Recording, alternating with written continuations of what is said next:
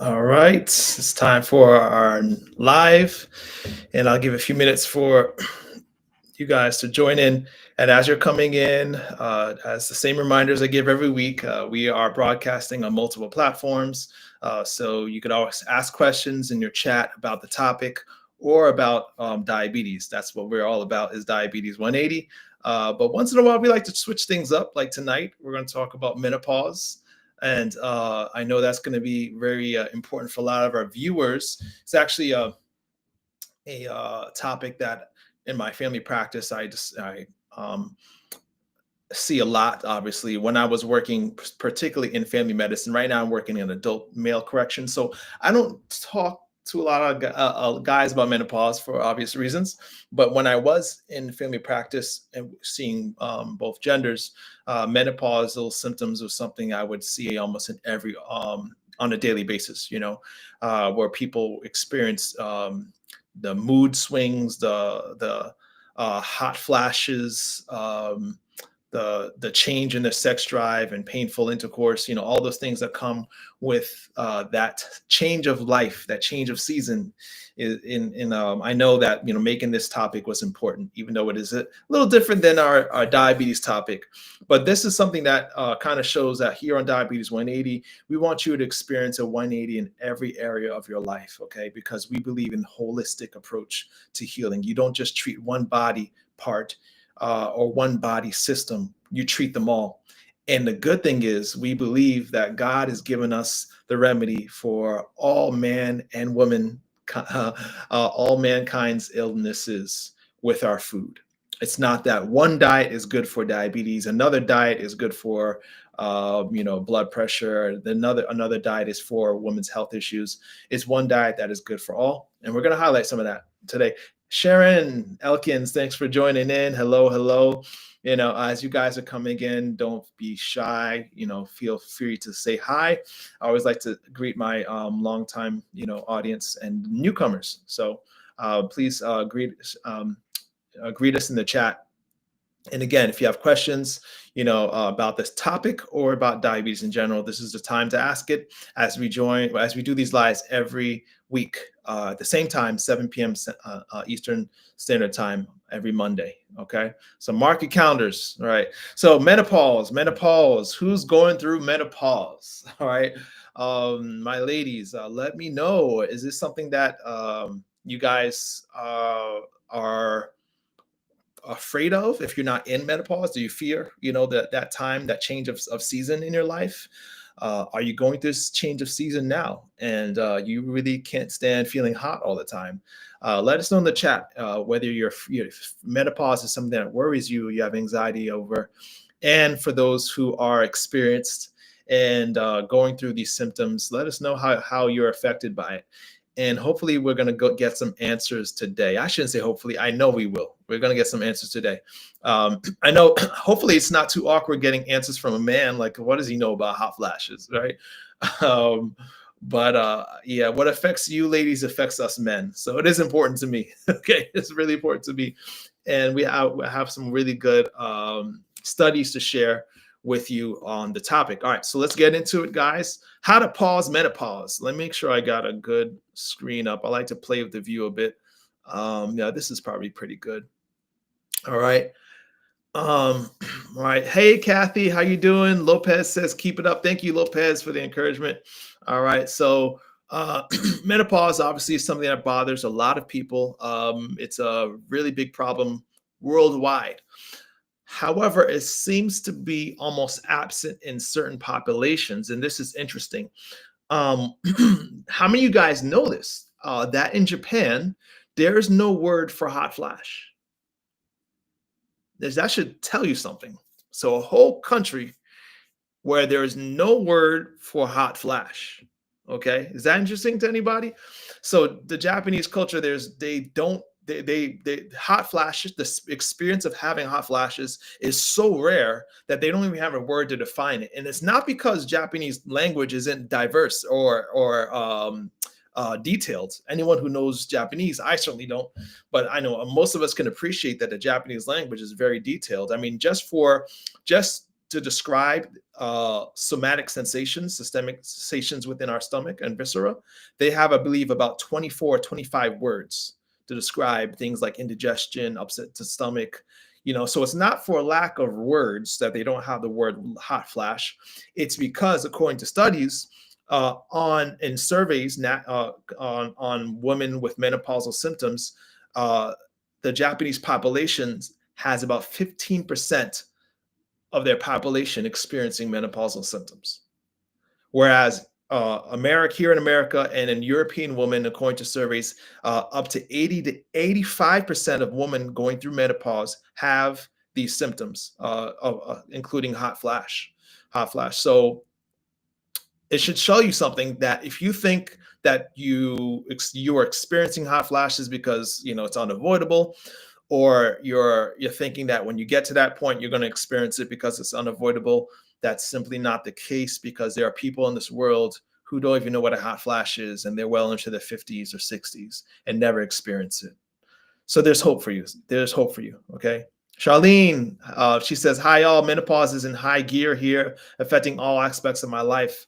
Well, thank you so much for sharing that. And any other viewers who are experiencing that, my sympathy, my heart goes with you. So let's get some answers. So why is it? Is that curious, though? Are you curious, Charlene, why women in Japan, are they just because they're Japanese? Is it cultural? Is it genetic?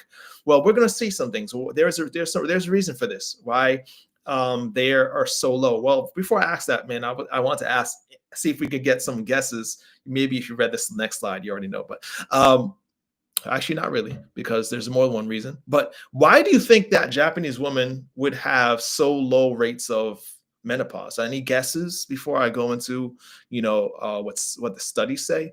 Why are Japanese women not experiencing hot flash, or the mood swings, the discomfort, general discomfort that comes from menopause? Any guesses out there? Diet, yeah, is definitely the first thing you would think. The Japanese diet is one of the diets that we study when it comes to longevity. Diet that's high in plants, right? Low in animal foods and animal-based products. They don't have, for traditional Japanese diets, are low in fast food and processed junk, right? Unfortunately, that's changing. And what you see now, there's studies that show, as the food culture started to change in the late 1990s and 2000s, they started to adopt more American style diets. You actually see increased rates in things like cancer, right? Soy, someone said soy sauce, is that it contributing? Okay, so we have some good the gears are rolling, we're working, we got some good thought processes here. Maybe it's a combination of both. Maybe you might say also, maybe it has to do with weight, maybe because they're thinner population, right? So this is one thing that studies, they were kind of looking more into this. They noticed that maybe, since in Japan soy is a staple food, and soy is linked to diminishing or reducing symptoms of menopause, perhaps it was the soy. So they isolated that, and according to studies, they found that in a review of a meta-analysis of randomized control trials, just 2 servings of soy daily reduced hot flash frequency and severity by 20 to 25%. So this is meta-analysis, meaning a large studying multiple studies, right, on this topic, and seeing how servings of soy affected hot flashes in multiple groups of women.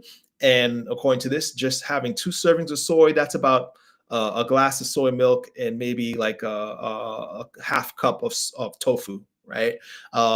Is enough to reduce frequency and severity of hot flashes. So soy definitely is something there, okay?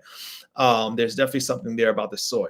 Right. So, any you guys drinking soy or use soy foods in our chat? You guys, I'm curious, is soy something we're including? Because if you are suffering from symptoms of menopause, you're going to see here that's going to come up a lot. All right, along with some other suggestions we're going to give in our live tonight. Okay. To understand why soy comes up a lot whenever we talk about natural ways to improve menopausal symptoms is really the answer to this question: what causes menopause symptoms? Why do we go through menopause symptoms? Do you guys know? Let's see if you guys paid attention in biology, right? Or maybe your doctor told you, why do women suffer symptoms of menopause, right? Yeah, someone mentioned genetically modified soy. Unfortunately, a lot of our foods are genetically modified. Soybeans being some one of them. So if you can get organic, that'll be best, right? But for time's sake, we're not going to talk about GMO. We try to keep our live just 20 to 30 minutes maximum. But I will tell you this: if you're worried about GMO soy, even if you're eating GMO soy, you're going to get the benefits or GMO other products. If you even if you can't afford the organic, um, the plant itself has a property that's going to decrease your symptoms of menopause. And if you guys don't know the answer to this question, I'll give it. But menopause is caused by the dropping rate of estrogen in your body, right? Charlene says, I've always been told soy doesn't digest properly to stay away from it, so it's not in my diet at all. All right, so I guess we probably have to do a future live talking about soy, but I, for time's sake, can't tell you all go into the details, but it is safe. It is safe, okay, to drink soy. It is something you can digest. It is something that you absolutely can't should include. There's been so many studies that debunk all the negative press on soy. Unfortunately, soy gets a really bad rap, and guys, it's on purpose. Soy is basically almost putting the dairy industry out of business. All right. So there's a lot of reasons why you'll see so many articles with so much information that makes it very confusing. But just know there's a financial vested interest in tanking the soy industry from some very powerful organizations. But I included, my family includes the soy. I know many people who are healthy who include soy, and there are so many health benefits. Okay, so don't be afraid of it. Perhaps we'll do a live specifically on soy. But Melissa, you said it right there. It's because of the drop in estrogen and progesterone. So these hormones drop at a certain age, right? When fertility is no longer required, right? And the need for those hormones are no longer required. Your body says, okay, we're moving away from childbearing ages. You don't need that no more. Let's drop the estrogen levels. It is a good thing. It's because exposure to estrogen increases our chances of developing female related cancers because estrogen activates cancers inside the breast, inside a uterus, inside our ovaries. There are receptor sites on cancer cells that are fed by estrogen, and that stimulates their growth and overproduction. So the longer you have periods, the longer you're exposed to estrogen, the more likely higher risk you have of developing cancers of the breast and of the uterus and ovaries. So it is a good thing. Your body's trying to transition you from having all this estrogen in your body.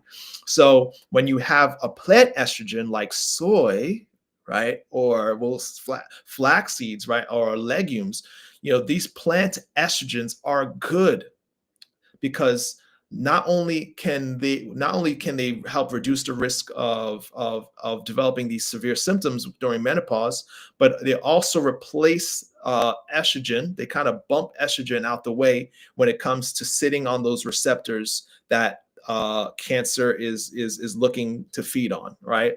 So they displace estrogen, and now the cancer cells that would have been fed by estrogen are not fed by estrogen because plant estrogen is not the same as mammalian estrogen, right? So it's not going to stimulate cancer growth the way mammalian estrogen does. So that's why soy works, right? There's a few other reasons why Japanese society, population have low rates of menopausal symptoms. That's because they have low rates of estrogen. The same goes for those who are plant-based or vegetarian. Okay, so if you look at the slide, these are some things that raise estrogen. So obesity raises estrogen. So if you look at populations that are thinner, or just obesity itself, those who are overweight or obese have higher levels of estrogen flowing through their blood. This is because fat cells secrete estrogen, right? So our fat cells don't just store energy, right? And of course, the stubborn belly fat that we want to get rid of, but they're also actively secreting estrogen into our blood. Okay. So when we decrease our exposure to dietary fat and lose those fat cells, they shrink. There's less estrogen. Fiber is so important. There's so many things. One of those things is that it removes estrogen from the blood. So as the liver filters out what we don't need and puts it into our digestive tract, one of those things is estrogen. Estrogen gets pulled from the blood, it goes through the liver and dumped into the intestines. And if fiber is present in your meals, fiber grabs onto the estrogen and assists its exit out the body. Okay. But if there's not enough fiber in your diet, the estrogen goes back into the blood and continues to circulate through the body. Dairy products. Okay. Dairy products. Let's talk about this. Dairy products. Why do you think dairy products would be a source of estrogen? Anybody? So we talk about milk and cheese. All right. Someone made a comment on soy milk tastes different in Japan. I can imagine. I want to visit Japan one day, so yeah, I'll look forward to tasting the soy milk for sure. You also can make your own soy. So guys, if you guys really want to just be as healthy as possible, you could get organic soybeans and make your own pretty easily, right? Well, you can do a live on that maybe one day. But dairy products. Any idea why dairy products are sources of estrogen in our diet? For time's sake, I'll tell you. Just think about it, right? How is cheese and milk? How are they made? From a pregnant cow. When a cow is pregnant, what is high? Estrogen, right? And these cows are pregnant year after year after year. They're forced into pregnancy to produce milk, right? And those levels of estrogen leak into the milk, which makes the cheese and the ice creams, right? And those high levels of estrogen end up in our blood, right, feeding cancer. And this is why vegans have lower rates of cancer and less menopausal symptoms, because once you eliminate the dairy, right, now you have less estrogen flowing through your body, right? And so when menopause comes, there's less of a drop in your menopause in your estrogen levels. So there's a couple angles to look at. So you think about vegans, those who are raised vegan, they tend to take a lot longer to start, their period, right? They have a later start date, right? Those who have a lot of dairy, milk, eggs, cheese, they tend to have earlier periods. That's because of the estrogen. Another thing to think about this. So if you have meat or dairy in your diet, right, or higher fat foods in your diet, and this is something that they have compared those who are omnivores versus those who are vegans. Those who are omnivores have higher levels of estrogen through their body. So as they go towards menopausal years, right, and menopause comes, there's a drastic drop in estrogen levels. Vegans also are experiencing the same thing, right? But they're starting off at a lower level of estrogen. So when they get to menopausal states, right, the drop is less severe, right? There's a drop in estrogen levels, but it's lower, right? You go from a drop like this if you're omnivore to a drop like this if you're sticking with plant-based foods, because there's less estrogen in your system. There's a less drop. So this is why studies show those who have been plant-based for a period of time have lower rates of estrogen in their body, less drop of estrogen when they get to their menopausal years. So you must be asking yourself, but I haven't been vegan, I'm not vegan. Is there still hope for me if I turn to a plant-based diets, right? And Carrie makes a good point here. Them cows are given boosts of estrogen too, as well, right? Okay, that's exactly right. Jaretta, is it because milk is fed to cows? But it really comes down to the estrogen levels in the cow itself. But this is an interesting study. Studies show that vegans report less bothersome symptoms of menopause, right, than omnivores do. But this is what's interesting when they switch an omnivore to a plant-based diet. So if you're a person who's been eating, meat, dairy, eggs, or cheese, right, and now you're getting close to, or you're in the menopausal years and you're experiencing the symptoms, by simply switching to a plant-based diet, studies show that you can drop your rates of estrogen by about 40%. right? So there is still hope if you haven't reached menopausal age that you could still kind of normalize your estrogen levels so there's less severe drop. Okay, so there is still hope if you want to transition to a plant-based diet, even if it's just purely because you want to make sure you're not experiencing these symptoms. These symptoms go very long, for some 7 to 10 years, right? It's a long time to suffer. Um, this is another thing that should give you hope. Okay, so this study done by Neil Barnard, and I don't know if you guys are familiar with Dr. Neil Barnard, does great things in the world of diabetes, so I follow him a lot. And he started the Physicians Committee for Responsible Medicine. I'll share their website, has great information. But he did a study. I think he did two. I think he did a study originally with 30, then went up to 68 women, a follow-up study, and 84%. 84% reduction in hot flashes simply by changing to a plant-based diet, and including soy was another thing that was really important during the study. That was really interesting. So studies show that this is huge, right? And this is just weeks of transitioning their diet. Their hot flashes frequency and severity decreased by up to 84%. In some groups, those who had the most severe symptoms, those who were reporting like hot flash symptoms 2, 3, 4 times a day of extreme severity, had a reduction of about 90% severity and frequency. So and these studies will be linked in the description section. So it's amazing. There's hope. There's hope. If you guys are wondering, okay, well, when it comes to soy, what forms should I use? This is something I decided to share. You could screenshot, I guess, if you like. I could also send it to you if you like, but this is a good way to kind of figure out, well, how much is enough. So according to their study, they use about 50 to 60 grams of isoflavones. Okay, isoflavones is the plant estrogen that gives soy its benefits when it comes to women's health, right? By giving us a healthy estrogen. So 50 to 60 grams of isoflavones are found in half a cup. Is that half a cup? Yeah, half a cup of soybeans boiled. Um, you could also use edamame. That's like the young. You have to use more because the young soy edamame doesn't have as much isoflavones because it's the immature soybean.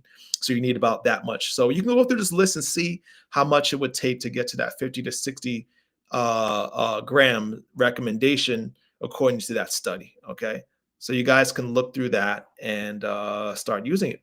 All right, as food is medicine. This is so of course I'm sure you probably want to know what other foods can we use, or am I just stuck with soy? Some people say that they have sensitivity. I would say if you feel sensitivity, try the organic, right? And you could find, and let me actually take this time to share with you a website, the website. Well,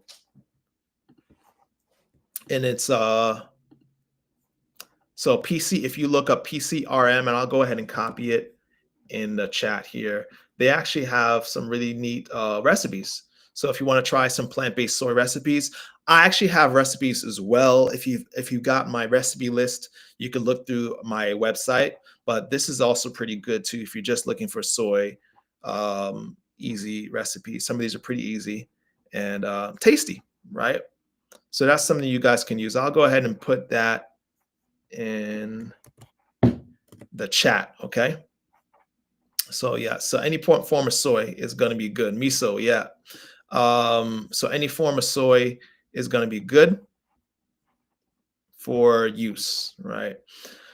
Going on, but it's not, not just soy. There's other foods that you can include. So soy legumes and flax seeds for the same reason. Legumes, whether you're talking chickpeas, lentils, kidney beans, black beans, these foods are all rich in two things: fiber. And what does fiber do? Do you guys remember what fiber does to lower estrogen levels? I'm trying to see if anyone is paying attention. All right, but what does fiber do? All right, so fiber, I mentioned it before. I want to see if anyone's paying attention. What does fiber do to lower our soy level, our estrogen levels?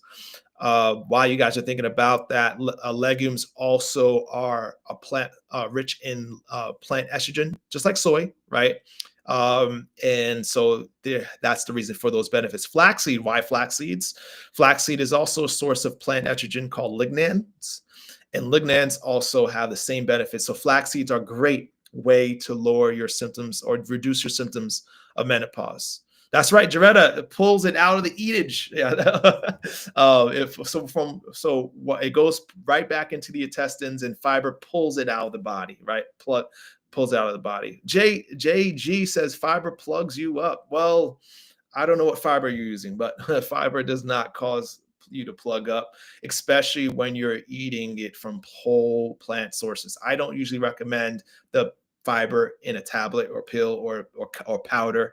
I say get your fiber from your food. Okay, that's best. Fennel, some other things that you can use. Lavender aromatherapy. You guys are into that aromatherapy? Lavender aromatherapy. There's been studies that show just either just the essential oil, if you want to use that as an aromatherapy. According to the study I read, I think they used the aromatherapy for I think 20 minutes twice a day. 20 minutes twice a day.